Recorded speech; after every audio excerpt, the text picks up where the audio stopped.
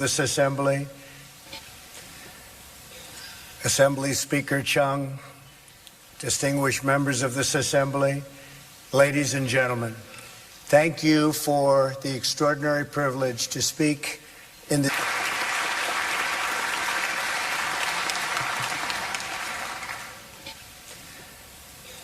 Assembly Speaker Chung, distinguished members of this Assembly, ladies and gentlemen, thank you for the extraordinary privilege to speak in this great chamber and to address your people on behalf of the people of the United States of America.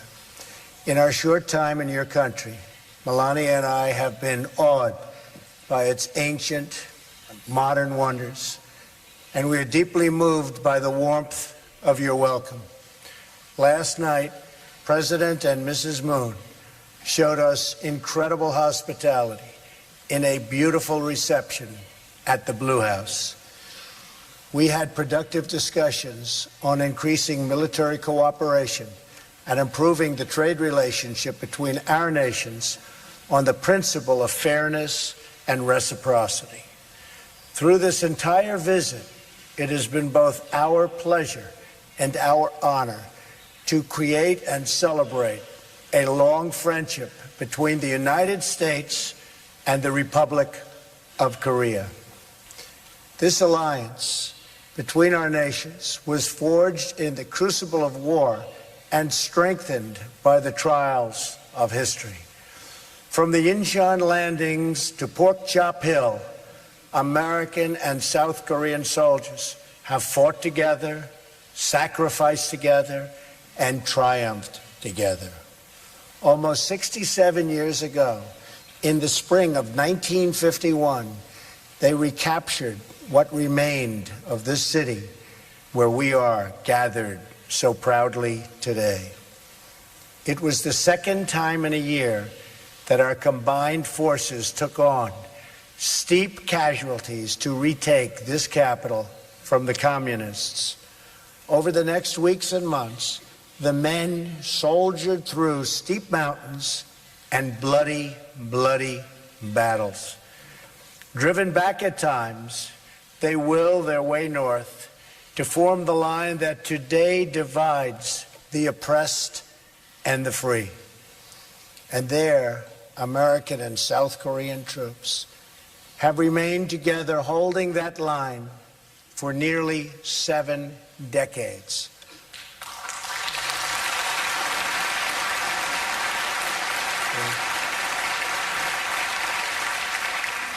By the time the armistice was signed in 1953, more than 36,000 Americans had died in the Korean War, with more than 100,000 others very badly wounded. They are heroes, and we honor them. We also honor and remember the terrible price the people of your country paid for their freedom. You lost hundreds of thousands of brave soldiers and countless innocent civilians in that gruesome war. Much of this great city of Seoul was reduced to rubble. Large portions of the country were scarred, severely, severely hurt by this horrible war. The economy of this nation was demolished. But as the entire world knows, over the next 2 generations, something miraculous happened on the southern half of this peninsula. Family by family, city by city, the people of South Korea built this country into what is today one of the great nations of the world, and I congratulate you.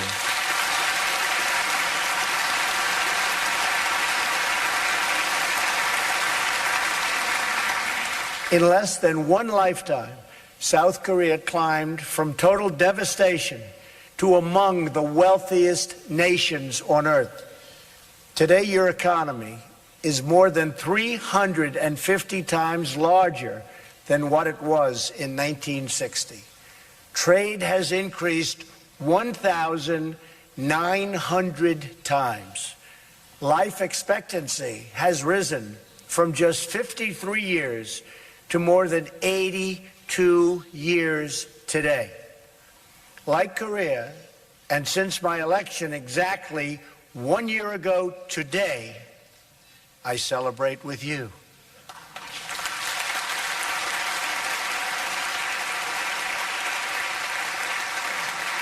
The United States is going through something of a miracle itself. Our stock market is at an all-time high. Unemployment is at a 17-year low. We are defeating ISIS. We are strengthening our judiciary, including a brilliant Supreme Court justice, and on and on and on. Currently stationed in the vicinity of this peninsula are the 3 largest aircraft carriers in the world, loaded to the maximum with magnificent F-35 and F-18 fighter jets. In addition, we have nuclear submarines appropriately positioned. The United States, under my administration, is completely rebuilding its military and is spending hundreds of billions of dollars to the newest and finest military equipment anywhere in the world being built right now. I want peace through strength.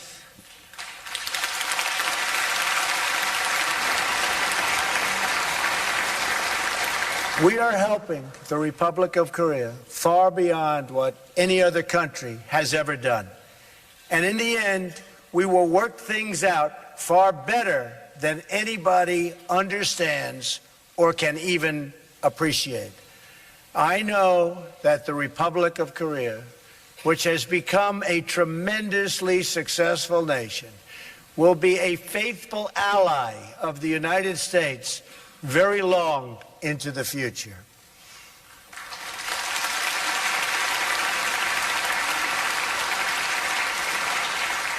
What you have built is truly an inspiration. Your economic transformation was linked to a political one. The proud, sovereign, and independent people of your nation demanded the right to govern themselves. You secured free parliamentary elections in 1988, the same year you hosted your first Olympics. Soon after, you elected your first civilian president in more than 3 decades. And when the republic you won faced financial crisis, you lined up by the millions to give your most prized possessions, your wedding rings, heirlooms, and gold luck keys, to restore the promise of a better future for your children.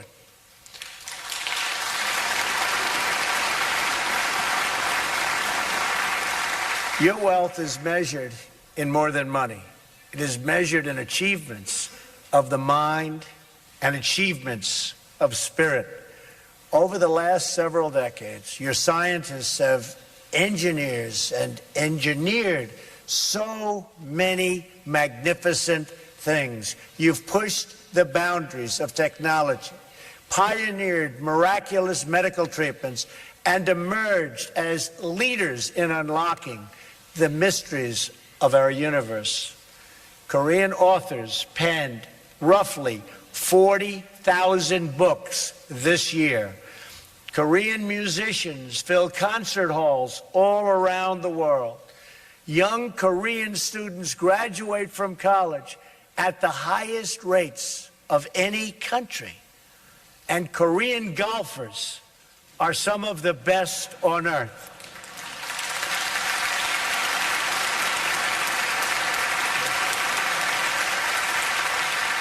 In fact, and you know what I'm going to say, the women's U.S. Open was held this year at Trump National Golf Club in Bedminster, New Jersey, and just happened to be won by a great Korean golfer, Sung Hyun Park.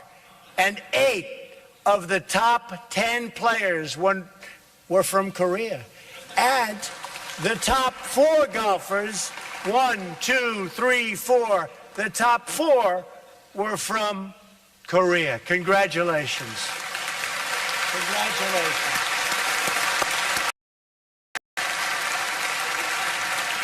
And that's something. That is really something. Here in Seoul, architectural wonders like the 63 building and the Lotte World Tower, very beautiful, grace the sky and house the workers of many growing industries. Your citizens now help to feed the hungry, fight terrorism, and solve problems all over the world.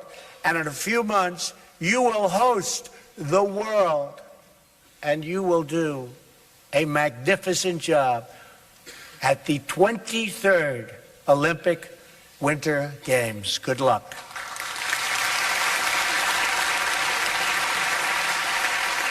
The Korean miracle extends exactly as far as the armies of free nations advanced in 1953, 25 miles to the north. There it stops. It all comes to an end. Dead stop. The flourishing ends, and the prison state of North Korea sadly begins. Workers in North Korea labor grueling hours in unbearable conditions for almost no pay. Recently, the entire working population was ordered to work for 70 days straight, or else pay for a day of rest. Families live in homes without plumbing, and fewer than half have electricity. Parents bribe teachers in hopes of saving their sons and daughters from forced labor. More than 1 million North Koreans died of famine in the 1990s, and more continue to die of hunger today.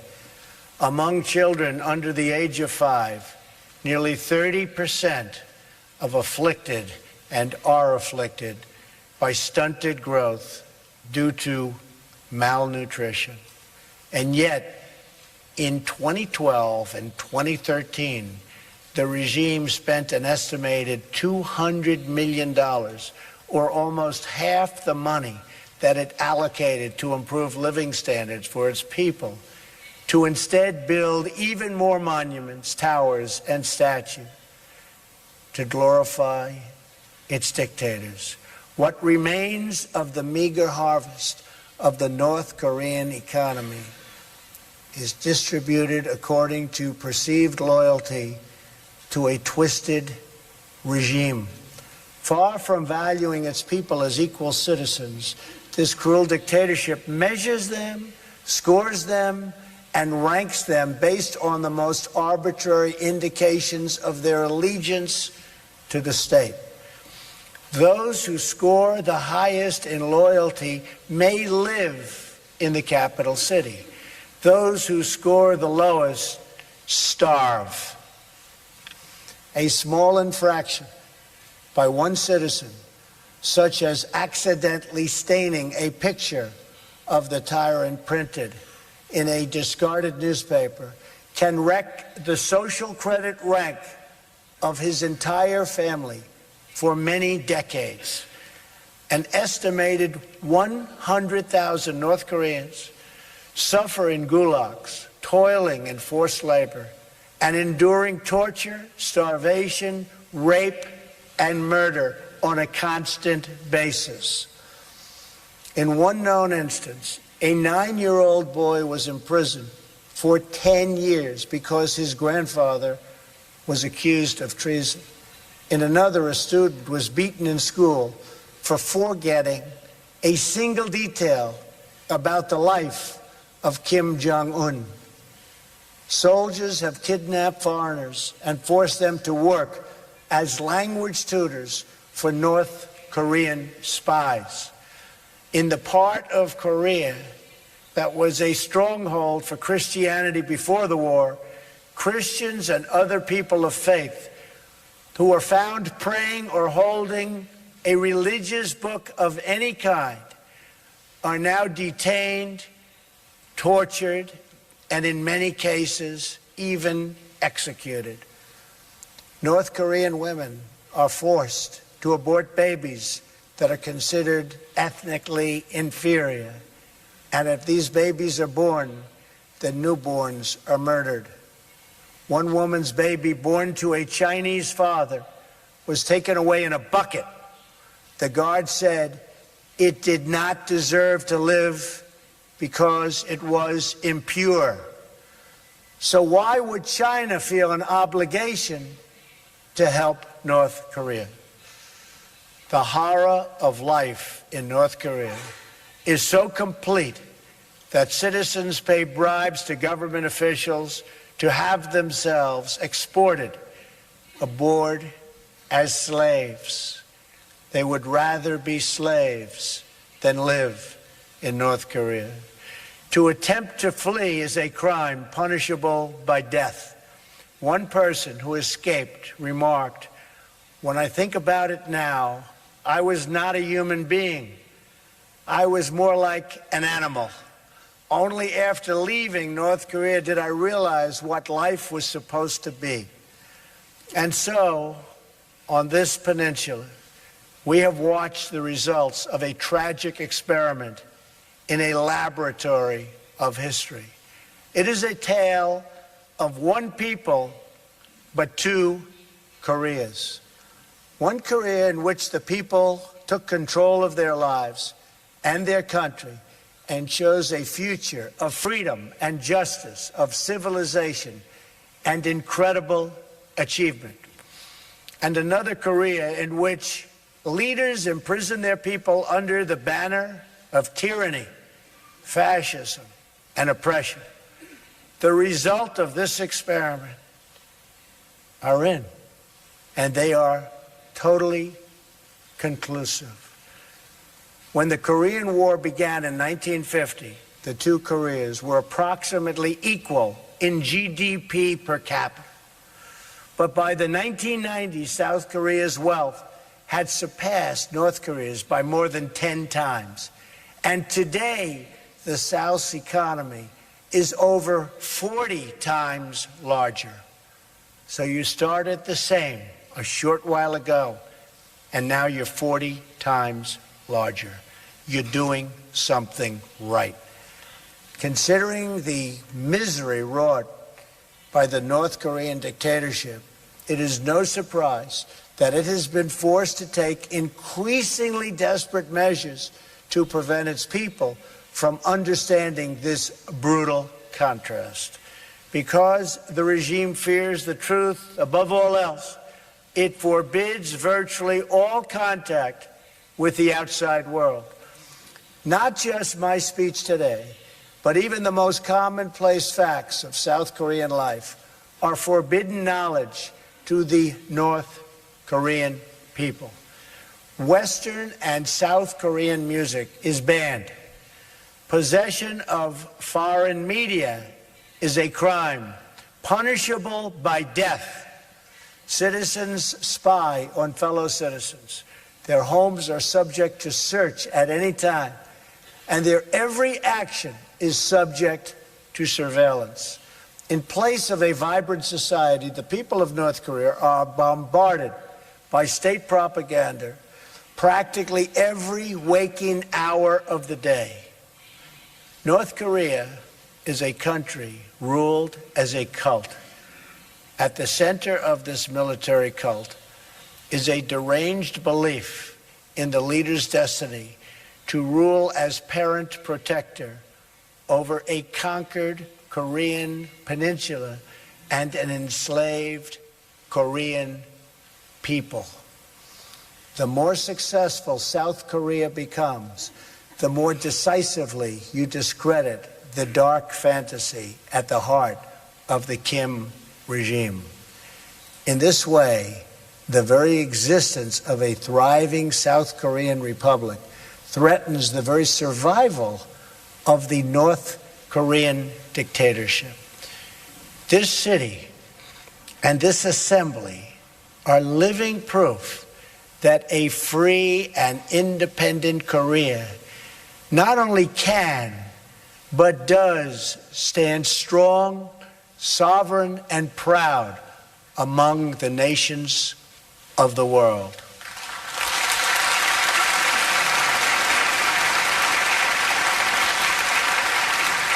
Here, the strength of the nation does not come from the false glory of a tyrant. It comes from the true and powerful glory of a strong and great people, the people of the Republic of Korea. A Korean people who are free to live, to flourish, to worship, to love, to build, and to grow their own destiny. In this republic, the people have done what no dictator ever could. You took, with the help of the United States, responsibility for yourselves and ownership of your future. You had a dream, a Korean dream, and you built that dream into a great reality. In so doing, you performed the miracle on the Han that we see all around us, from the stunning skyline of Seoul to the plains and peaks of this beautiful landscape. You have done it freely. You have done it happily. And you have done it in your own very beautiful way. This reality, this wonderful place, your success, is the greatest cause of anxiety, alarm, and even panic to the North Korean regime. That is why the Kim regime seeks conflict abroad to distract from total failure that they suffer at home. Since the so-called armistice, there have been hundreds of North Korean attacks on Americans and South Koreans. These attacks have included the capture and torture of the brave American soldiers of the USS Pueblo, repeated assaults on American helicopters, and the 1969 drowning of a U.S. surveillance plane that killed 31 American servicemen. The regime has made numerous lethal incursions in South Korea, attempted to assassinate senior leaders, attacked South Korean ships, and tortured Otto Warmbier, ultimately leading to that fine young man's death. All the while, the regime has pursued nuclear weapons with the deluded hope that it could blackmail its way to the ultimate objective. And that objective, we are not going to let it have. We are not going to let it have. All of Korea is under that spell, divided in half. South Korea will never allow what's going on in North Korea to continue to happen. The North Korean regime has pursued its nuclear and ballistic missile programs in defiance of every assurance, agreement, and commitment it has made to the United States and its allies. It's broken all of those commitments.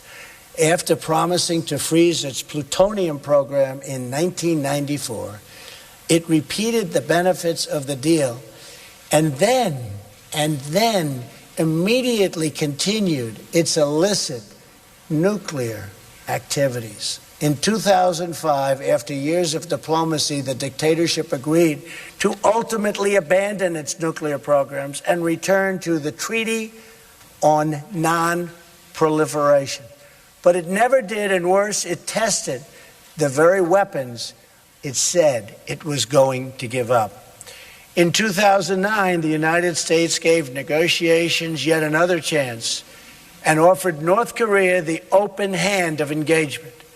The regime responded by sinking a South Korean Navy ship, killing 46 Korean sailors. To this day, it continues to launch missiles over the sovereign territory of Japan and all other neighbors, test nuclear devices, and develop ICBMs to threaten the United States itself. The regime has interpreted America's past restraint as weakness. This would be a fatal miscalculation. This is a very different administration than the United States has had in the past. Today, I hope I speak not only for our countries, but for all civilized nations when I say to the North, do not underestimate us and do not try us. We will defend our common security, our shared prosperity, and our sacred liberty. We did not choose to draw here on this peninsula.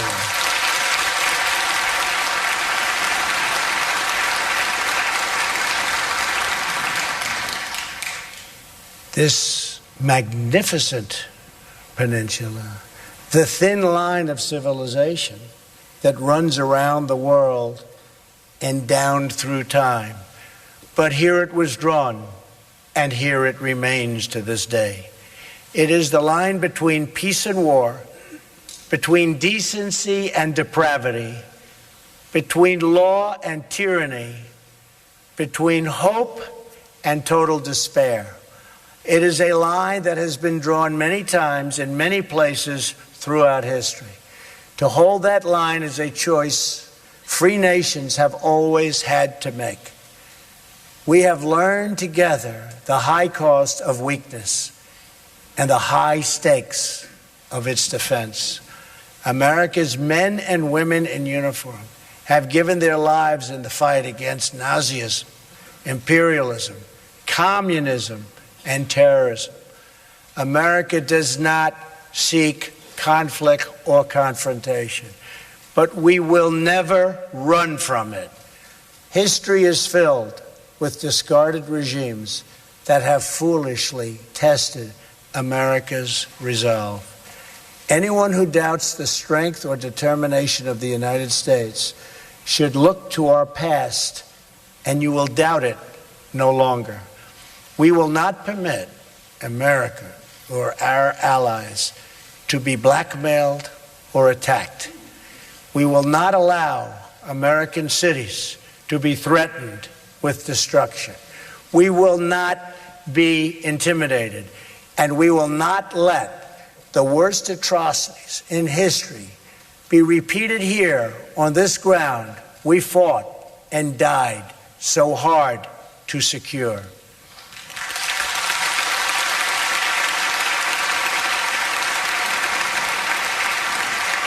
That is why I come here, to the heart of a free and flourishing Korea, with a message for the peace-loving nations of the world. The time for excuses is over.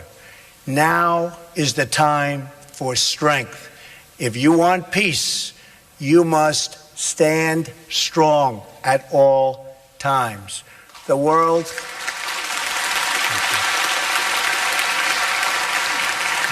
cannot tolerate the menace of a rogue regime that threatens with nuclear devastation.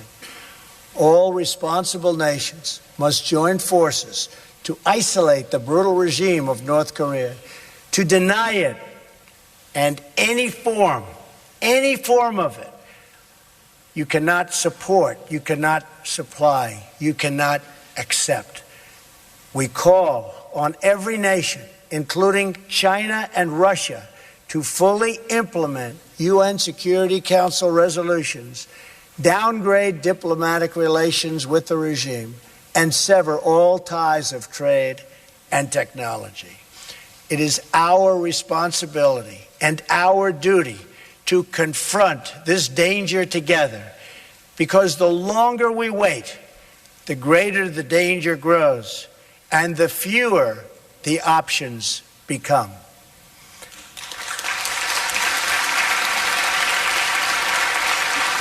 And to those nations that choose to ignore this threat, or worse still, to enable it, the weight of this crisis is on your conscience. I also have come here to this peninsula to deliver a message directly to the leader of the North Korean dictatorship. The weapons you are acquiring are not making you safer. They are putting your regime in grave danger. Every step you take down this dark path increases the peril you face. North Korea is not the paradise your grandfather envisioned. It is a hell that no person deserves. Yet, despite every crime you have committed against God and man, you are ready to offer, and we will do that. We will offer a path to a much better future. It begins with an end to the aggression of your regime, a stop to your development of ballistic missiles, and complete, verifiable, and total denuclearization.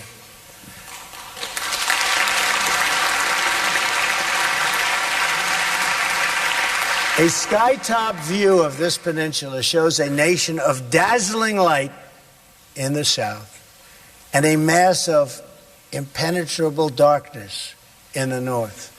We seek a future of light, prosperity, and peace, but we are only prepared to discuss this brighter path for North Korea if its leaders cease their threats and dismantle their nuclear program.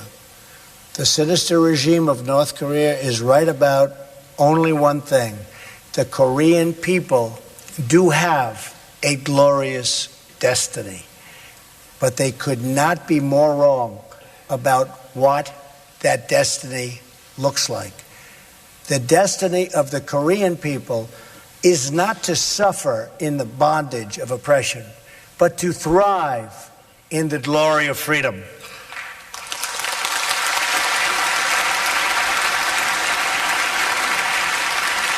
What South Koreans have achieved on this peninsula is more than a victory for your nation. It is a victory for every nation that believes in the human spirit. And it is our hope that someday soon, all of your brothers and sisters in the North will be able to enjoy the fullest of life intended by God. Your republic shows us all of what is possible. In just a few decades, with only the hard work, courage, and talents of your people, you turned this war-torn land into a nation blessed with wealth, rich in culture, and deep in spirit.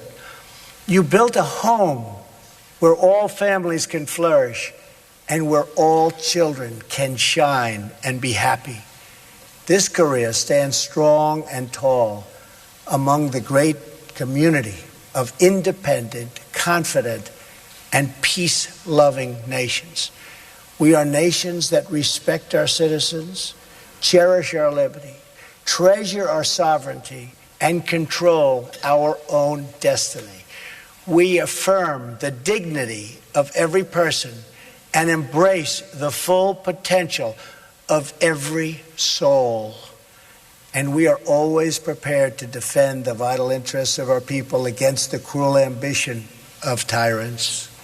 Together we dream of a Korea that is free, a peninsula that is safe, and families that are reunited once again. We dream of highways connecting north and south, of cousins embracing cousins, and this nuclear nightmare replaced with the beautiful promise of peace. Until that day comes, we stand strong and alert. Our eyes are fixed to the north and our hearts praying for the day when all Koreans can live in freedom. Thank you. God bless you. God bless the Korean people. Thank you very much. Thank you. Thank you very much.